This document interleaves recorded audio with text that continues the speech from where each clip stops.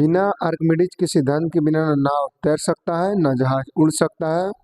ठीक है, तो आज इसी के कॉन्सेप्ट को हम समझेंगे कि आर्किमिडीज का सिद्धांत होता क्या है, उत्प्लावन बल होता क्या है, आज हम यही समझने वाले हैं। ठीक है, तो बिल्कुल ध्यान से देखिएगा, क्लास 9 के विद्यार्थी स्पेशल रूप से देखेंगे। ठीक है, ये क्लास 9 का ही सिलेबस में आर्किमिडीज का सिद्धांत पढ़ा जाता है कि नाव कैसे तैरता है, घनत्व का क्या महत्व है, उत्प्लावन बल क्या है, ये सारी चीजें आज हम कवर करने वाले बिल्कुल बेसिक से, और प्रैक्टिकली देखेंगे हर चीज। बस ध्यान से वीडियो के साथ जुड़े रहिएगा और ध्यान दीजिएगा। देखिए, आर्किमिडीज का सिद्धांत हम लोग आज समझने वाले, लेकिन उससे पहले हम कुछ बेसिक समझेंगे। क्या समझेंगे? कुछ बेसिक समझने का प्रयास करते हैं। ध्यान दीजिए, इधर एक हेडिंग मैंने लगाया है, उत्प्लावन बल। उत्प्लावन बल, देखिए इधर, उत्प्लावन बल क्या होता है? उत्प्लावन दो शब्द से मिलकर बना है, एगो उत एगो पलाव।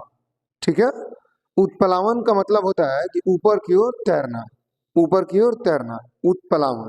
ठीक है, या ऊपर की ओर आना हुआ। ठीक है, उत्प्लावन। जब कोई, देखिए यहाँ छूटा हुआ है, ऐड कर दिए। जब कोई वस्तु, यहाँ क्या हो जाएगा? वस्तु। जब कोई वस्तु पूरी या आंशिक रूप से किसी द्रव में डुबोई जाती है तो उस पर ऊपर की ओर एक बल लगता है। जब किसी वस्तु को हम किसी पानी में डुबोते हैं, आंशिक रूप से या पूर्ण रूप से डुबोते हैं, तो उस पर एक बल कार्य करता है। आंशिक रूप से डुबोते हैं तो उस पर क्या करता है? एक बल कार्य करता है। तो उसी बल को हम क्या कहते हैं? उत्प्लावन बल कहते हैं। ये तो हो गया डिफिनेशन। डिफिनेशन उतना समझ में आएगा नहीं, लेकिन अगर प्रैक्टिकली समझा जाए तो चीजें आसान हो जाती है समझने में। ठीक है, तो उत्प्लावन बल का मतलब ये होता है कोई वस्तु ऊपर की तरफ तैर रही है या नहीं तैर रही है, यानी ऊपर की तरफ तैरना क्या होता है? उत्प्लावन बल होता है। उत्प्लावन बल कब काम करता है? आर्किमिडीज के सिद्धांत में ही काम करता है। देखिए, जिसको उत्प्लावन बल का कॉन्सेप्ट समझ में आ गया, जिसको उत्प्लावन बल का परिभाषा समझ में आ गया, उसको समझ लीजिए आर्किमिडीज का सिद्धांत समझ में आ गया है। उसको आर्किमिडीज का सिद्धांत समझ में आ गया है। देखिए सर, उत्प्लावन बल, मान लीजिए एक बाल्टी है, बाल्टी पानी से भरा हुआ है। नहाते होंगे तो आप देखेंगे पानी बाल्टी से भर दीजिएगा और अपना हाथ पानी के ऊपर ऐसे, इसी मतलब कंडीशन में, इसी शेप में ऐसे डालिएगा, तो आपको ऐसे लगेगा कि मैं पानी पे प्रेशर बना रहा हूँ, और आपको लगेगा कि मेरा हाथ नीचे से, माने पानी से जैसे कुछ बल मेरे हाथ पे लग रहा है, जिससे मुझे बल लगाने में कठिनाई हो रही है। यानी हमें ऐसा महसूस होता है कि कोई बल पानी की तरफ से लग रहा है, ऊपर की तरफ कोई बल लग रहा है। तो जो बल ऊपर की तरफ लग रहा है ना, वही बल है उत्प्लावन बल। वही बल क्या है बाबू? उत्प्लावन बल है। वही बल क्या है? उत्प्लावन बल है। बात समझ गए? तो डिफिनेशन आप नोट कर लीजिए कि जब कोई वस्तु पूरी या आंशिक रूप से किसी द्रव में डुबोई जाती है तो उस पर ऊपर की ओर एक बल कार्य करता है, एक बल कार्य करता है, जिसे उत्प्लावन बल कहा जाता है। नोट कीजिए, नोट कर लिए होंगे। देखिए, अब चलते हैं आर्किमिडीज के सिद्धांत पे। किस पे बाबू? आर्किमिडीज के सिद्धांत पे। आर्किमिडीज के सिद्धांत पे जाने से पहले हम थोड़ा डेंसिटी के विषय में कुछ जान लेते हैं। किसके विषय में जानेंगे? डेंसिटी के विषय में कुछ जान लेते हैं। डेंसिटी को हिंदी में घनत्व कहा जाता है। क्या कहा जाता है? घनत्व कहा जाता है डेंसिटी को हिंदी में। द्रव्यमान बटा आयतन इसका फॉर्मूला होता है। द्रव्यमान बटा आयतन, द्रव्यमान बटा आयतन, द्रव्यमान बटा आयतन, ये एक डेंसिटी का फॉर्मूला होता है। अब इससे परिभाषा कैसे जनरेट करेंगे, बनाएंगे, ये देखिए। प्रति एकांक, इसका मतलब 1/1/आयतन भी तो लिख सकते हैं ना, 1/आयतन और गुणा में द्रव्यमान, ऐसे भी तो लिख सकते हैं ना। देखिए, प्रति एकांक आयतन में जो द्रव्यमान होता है ना, वही डेंसिटी है। प्रति एकांक आयतन में किसी वस्तु के जो होता है, जिसमें प्रति एकांक आयतन होता है, उस प्रति एकांक आयतन में जो द्रव्यमान होता है ना, जो द्रव्यमान होता है वही घनत्व होता है। और आर्किमिडीज के सिद्धांत में घनत्व का बहुत ही महत्वपूर्ण स्थान है। घनत्व का क्या है? बहुत ही महत्वपूर्ण स्थान है। तो डेंसिटी का ये फॉर्मूला होता है, जिसको हम इस तरह भी लिख देते हैं। देखिए, m/v, m/v, ये होता है द्रव्यमान बटा आयतन, m/v मास अपॉन वॉल्यूम। ठीक है, तो प्रति एकांक आयतन में कितना द्रव्यमान है, वही क्या होता है बाबू? घनत्व होता है। और आर्किमिडीज के सिद्धांत में घनत्व का महत्व इसलिए है क्योंकि कोई वस्तु डूबेगी या तैरेगी, ये घनत्व पर डिपेंड करता है। किस पर डिपेंड करता है? घनत्व पर डिपेंड करता है। तो हम नहीं तो घनत्व बढ़ा सकते हैं, नहीं तो घटा सकते हैं। ठीक है, तो पहले हम जानते हैं कि घनत्व बढ़ाने से क्या होता है, घनत्व घटाने से क्या होता है। ठीक है, बढ़ाने से क्या होता है और घटाने से क्या होता है, बढ़ाने से क्या होता है और घटाने से क्या होता है। देखिए काफी चर्चा में एक सवाल रहता है, और नॉर्मल सवाल है, काफी चर्चा में भी ये सवाल होता है कि सर उतना बड़ा बोट पानी में तैर जाता है लेकिन एक सुई, छोटी सी सुई पानी में डूब जाती है। बहुत महत्वपूर्ण कॉन्सेप्ट है कि नहीं, छोटा सा सुई लेकिन उतना बड़ा नाव नहीं डूबता बाबू। वहाँ कॉन्सेप्ट है डेंसिटी का। क्या, डेंसिटी का। देखिए ध्यान दीजिए इधर। सर ये डेंसिटी बढ़ाएंगे तो क्या होगा, डेंसिटी बढ़ाएंगे तो क्या होगा, डेंसिटी बढ़ाएंगे तो क्या होगा बाबू। अगर हम डेंसिटी को बढ़ाते हैं तो वस्तु पानी में तैर नहीं पाएगी, वस्तु पानी में तैर नहीं पाएगी। अगर डेंसिटी कम करते हैं तो वस्तु पानी में तैर जाएगी, वस्तु पानी में तैर जाएगी। सर एक उदाहरण दीजिए तो मैं समझ जाऊंगा। जैसे मान लीजिए, जैसे आप यहाँ मान लीजिए, 2 मिनट के लिए ध्यान दीजिएगा बोर्ड पर। मान लीजिए कि एक गिलास है, क्या है, ये पानी से भरा हुआ है। किससे भरा हुआ है बाबू, इसमें पानी ये भरा हुआ है। अब क्या है, पानी से पूरी तरह क्या है, ये भरा हुआ है। ये क्या है, वाटर है। और एक गिलास में यहाँ बनाता हूँ, ये भी क्या है, पानी से पूरी तरह भरा हुआ है, पानी से पूरी तरह भरा हुआ है। मैंने 1 नंबर ये हो गया, 2 नंबर ये हो गया। ठीक है, ठीक है। मैं एक एग लेता हूँ, क्या लूंगा, एग। क्या करता हूँ मैं, एक एग लेता हूँ, क्या लेता हूँ, एग। और याद रखिएगा ये एक नॉर्मल वाटर है और इसमें मैंने क्या मिला दिया है, NaCl। क्या मिला दिया है, NaCl। क्या मिला दिया है, NaCl, नमक का अणुसूत्र होता है, इसमें मैंने नमक मिला दिया है। जब मैंने अंडे को इसमें डाला, अंडे को ग्लास नंबर 1 में डाला, तो ये अंडा क्या हुआ, पूरी तरह डूब गया, सतह पर आके क्या हुआ, बैठ गया। सतह पर क्या हुआ, बैठ गया। घर पे आप ये एक्सपेरिमेंट कर सकते हो, या आलू से भी इस एक्सपेरिमेंट को, नहीं आलू से नहीं, अंडे से कीजिएगा तो बेटर समझ में आएगा। ठीक है, नींबू का प्रयोग कीजिएगा, नींबू, नींबू ले लीजिएगा। तो एक जिसमें नमक मिला है उसमें नींबू डालिएगा तो क्या हो जाएगा, नींबू तैर जाएगा। लेकिन नॉर्मल वाटर में डालिएगा तो क्या हो जाएगा, नीचे सतह पर जाके, इसके निचले वाले सतह पर जाके क्या हो जाएगा, बैठ जाएगा। बात समझ में आ रहा है, ध्यान दीजिए। तो जब मैंने एक को इसमें डाला तो एक क्या हुआ, नीचे बैठ गया। क्यों बैठ गया, क्योंकि सर यहाँ डेंसिटी का खेल है। यहाँ डेंसिटी क्या है, ज्यादा है। यहाँ डेंसिटी क्या है, ज्यादा है। अच्छा, खारे जल जो होता है ना, खारे जल में लोग डूबता नहीं है, नहीं डूबता है।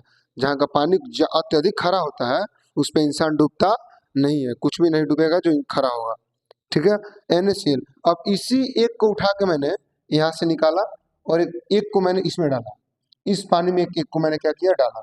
तो वो क्या हुआ कि मैंने जितने अंदर तो आया लेकिन फिर क्या हुआ, तैरते हुए ऊपर आके यहाँ सतह पर यहाँ ऊपरी सतह पर रुक गया, यानी क्या हुआ, तैरने लगा। तो हम ये कह सकते हैं कि यहाँ नॉर्मल वाटर मैंने एक को डाला तो डेंसिटी ज्यादा होने के कारण ये क्या हो गया, नीचे बैठ गया। यानी हम ये कह सकते हैं कि डेंसिटी अगर ज्यादा होगा तो वस्तु तैर नहीं सकती है। जैसे ही हमने नमक को मिलाया, ये एक क्या हुआ, ऊपर तैरने लगा, ऊपर क्या हुआ, तैरने लगा।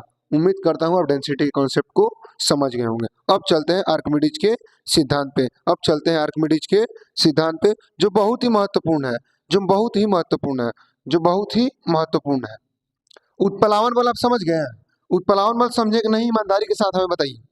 उत्प्लावन बल समझे कि नहीं, ईमानदारी के साथ हमें बताइए। उत्प्लावन बल क्या होता है बाबू, जब किसी वस्तु को पानी में आंशिक रूप से डुबोया जाता है तो वस्तु वस्तु क्या होता है, जब किसी वस्तु को पानी में आंशिक रूप से डुबोया जाता है तो जो वस्तु होता है तो उस पे ऊपर की तरफ एक बल लगता है, ऊपर की तरफ एक बल लगता है। तो उस बल को हम क्या कहते हैं, उत्प्लावन बल कहते हैं। ठीक है, बस यही आर्किमिडीज का सिद्धांत भी कहता है, ध्यान दीजिएगा। ये तो उत्प्लावन बल हो गया, इसी में मात्र एक लाइन हम जोड़ देंगे तो आर्किमिडीज का भी डिफिनेशन सिद्धांत बन जाएगा। देखिए, जब कोई वस्तु पूरी या आंशिक रूप से किसी द्रव में डुबोई जाती है तो उस पर ऊपर की ओर एक बल लगता है जिसे उत्प्लावन बल कहा जाता है। अच्छा, एक बात भी याद रखिएगा, यहाँ गैस भी हो सकता है। जब कोई वस्तु पूरी तरह आंशिक रूप से किसी द्रव या गैस भी हो सकता है, कोई दिक्कत नहीं है। ठीक है, जिसे उत्प्लावन बल कहा जाता है। बात आप समझ गए। इसमें हम एक लाइन ऐड कर देंगे। एक लाइन क्या ऐड करेंगे? जिसे उत्प्लावन बल कहा जाता है, जो जो जो जो वस्तु द्वारा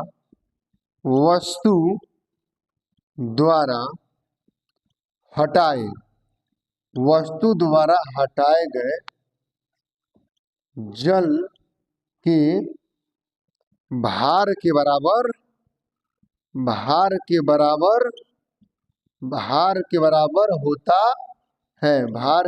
होता है।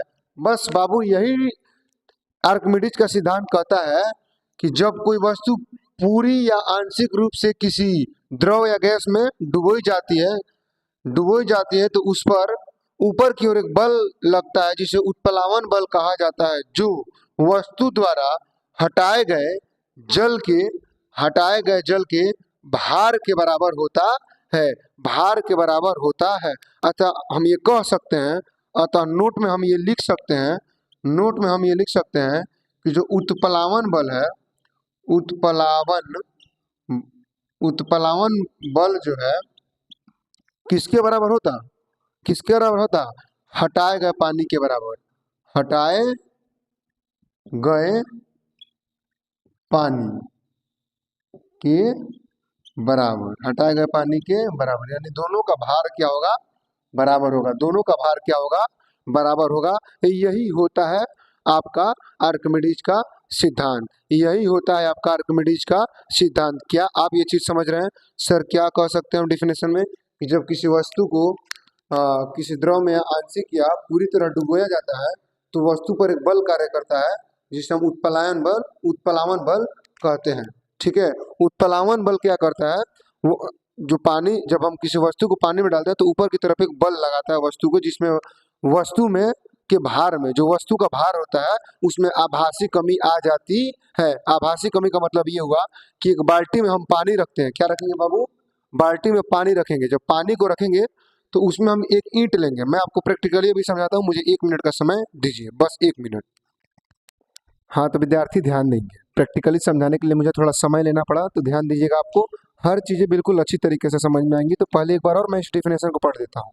आर्किमिडीज का सिद्धांत: जब कोई वस्तु पूरी या आंशिक रूप से किसी द्रव, यहाँ गैस भी हो सकता है, द्रव या गैस दोनों में से कुछ भी हो सकता है, किसी द्रव या गैस में डुबोई जाती है तो उस पर ऊपर की ओर, ध्यान दीजिएगा, ऊपर की ओर एक बल लगता है जिसे उत्प्लावन बल कहा जाता है, जो वस्तु द्वारा हटाए गए जल यानी द्रव के भार के बराबर होता है। जैसे मैंने नोट में यहाँ लिखवाया है, उत्प्लावन बल बराबर हटाए गए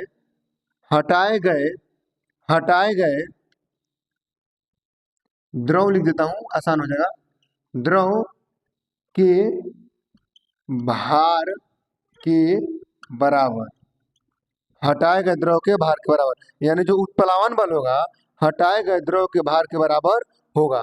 अब मैं इसे आपको यहाँ प्रैक्टिकली समझाता हूँ, ध्यान दीजिएगा, थोड़ा प्रैक्टिकली समझने का प्रयास कीजिएगा तो थोड़ा अच्छा आएगा। ये देखिए मेरे पास एक ईंट है। क्या है? ईंट है, बाबा कंपनी का ईंट है।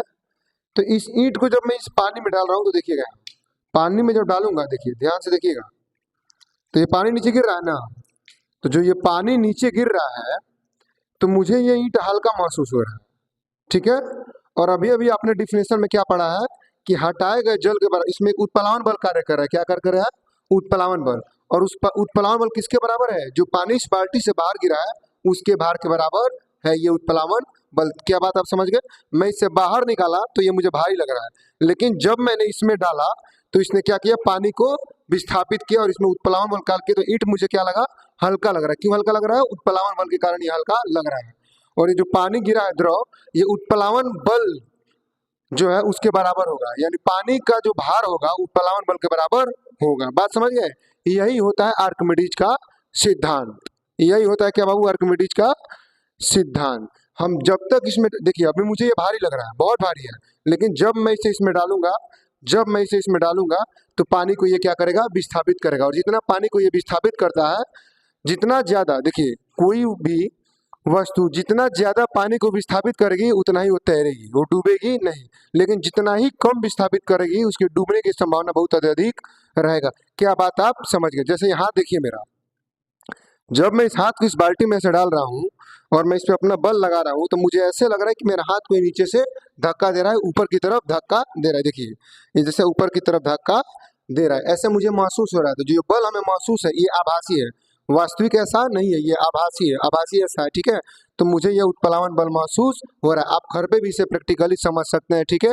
या जो मैंने अंडे वाला एक्सपेरिमेंट दिया था वो भी आप आसानी से समझ सकते हैं। उम्मीद करता हूँ ये वीडियो आपको काफ़ी अच्छा लगा होगा। अगर इसके अलावा अगर आपके मन में कोई भी डाउट है तो आप डायरेक्टली मुझे डीएम मैसेज कीजिए, मैं आपको तुरंत बता दूंगा। वीडियो के बायो में मेरा टोटल सोशल मीडिया का लिंक है। ऐसे वीडियोस को रेगुलर देखने के लिए हमें फॉलो जरूर कीजिएगा। और आप चाहते हैं कि आपकी पढ़ाई मजेदार हो तो आप पीडीएम पब्लिक स्कूल, जो कि कोयलाधामा रोड मिश्र बदराम स्ट्रीट है, क्लास नर्सरी से 10 तक है, आइए एडमिशन लीजिए। और पढ़ाई की समझ की देखिए, हम पढ़ाते कम सिखाते ज़्यादा है, हमारी यही क्वालिटी है, ठीक है। तो मिलते हैं हम नेक्स्ट वीडियो में। और मुझे आप ये अंडे वाला एक्सपेरिमेंट करके वीडियो बना के भी भेज सकते हैं। तब तक के लिए जय हिंद, धन्यवाद।